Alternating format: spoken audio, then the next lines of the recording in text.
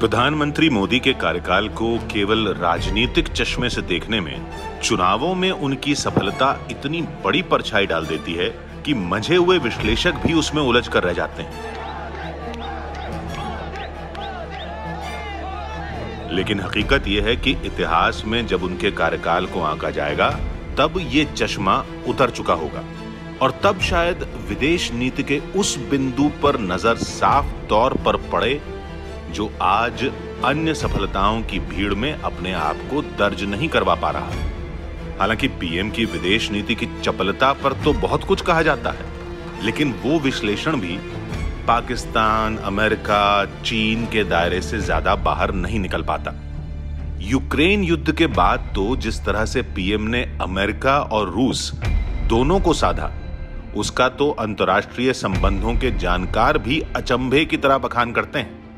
साथ ही act east नीति भी रेखांकित की जाती है और उसमें आसियान और जापान के साथ जिस तरह से अब भारत के रिश्ते हैं, उसकी भी 70 साल से चली आ रही नीतियों से तुलना की जाती है। लेकिन गुटनिरपेक्षता वाले दौर के भारतीय विदेश नीति के इतिहास के मुकाबले जो सबसे बड़ा फर्क आया है, वो है भारत और पश्चिम एशिया के रिश्तों में। प्रधानमंत्री मोदी की विदेश नीति की सबसे अहम उपलब्धियों में पश्चिम एशिया से रिश्ते इसलिए गिने जाएंगे क्योंकि ये वाकई 70 साल में नहीं हो पाया।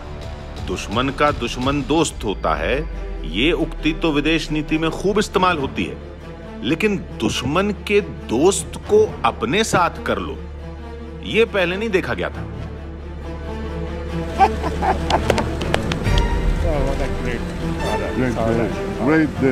पीएम मोदी की विदेश नीति में पुरानी गुटनिरपेक्षता के मुकाबले अब के नए संतुलन के कायल भी पश्चिम एशिया में हुए कारनामे को पहले से बने किसी भी सांचे में नहीं डाल पाते। Great pleasure to welcome prime minister Benjamin Netanyahu on his first ever visit to India.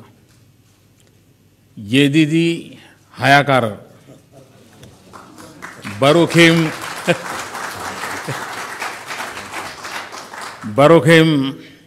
हवायम ले होद। My good friend, welcome to India. पश्चिम एशिया में अंतर्राष्ट्रीय संबंधों को 3 मुख्य बिंदु प्रभावित करते हैं। 1 इजराइल, 2 शिया सुन्नी, तीसरा अमेरिका रूस। इजराइल के साथ हो तो बाकी मुस्लिम देशों के साथ नहीं हो सकते, शिया ईरान के साथ हो तो सुन्नी सऊदी अरब के साथ होना मुश्किल है, अमेरिका वाले गुट के साथ हो तो रूस वाले गुट के साथ नहीं हो सकते। अब तक यही माना जाता था। इसमें ना काहू से दोस्ती ना काहू से बैर वाला फॉर्मूला तो लग सकता है और अब तक लगता ही था, लेकिन इस क्षेत्र में हर किसी से गले मिलने वाली दोस्ती गांठ लेने की कला विदेश नीति में पहले नहीं देखी गई थी। इजराइल के साथ रक्षा क्षेत्र में सौदे भी हो रहे हैं और सऊदी अरब और संयुक्त अरब अमीरात को साथ लेकर अमेरिका के साथ नई चौकड़ी में भी भारत है। हम दोनों देशों के लिए यह वर्ष विशेष मायने रखता है। आप यूएई की स्थापना की 50वीं जयंती मना रहे हैं और अपने यूएई के अगले 50 वर्षों का विजन भी निर्धारित किया है। हम इस वर्ष अपनी आजादी के 75 वर्षों का उत्सव मना रहे हैं और हमने आने वाले 25 सालों के लिए महत्वाकांक्षी लक्ष्य तय किए हैं। दोनों देशों के फ्यूचर विजन में काफी समानता है। चाबहार बंदरगाह में निवेश करके भारत उस ईरान के साथ है जिस पर अमेरिका ने प्रतिबंध लगाए हुए हैं। लेकिन उससे भी अहम शायद यह है कि अब तक जब भी पाकिस्तान की बात आती थी तो ये पूरा इलाका भारत के साथ खड़ा हुआ नहीं दिखता था। चाबहार पोर्ट को विकसित करने में आपने जो नेतृत्व प्रदान किया है, उसके लिए मैं आपको बहुत बहुत बधाई देता हूं।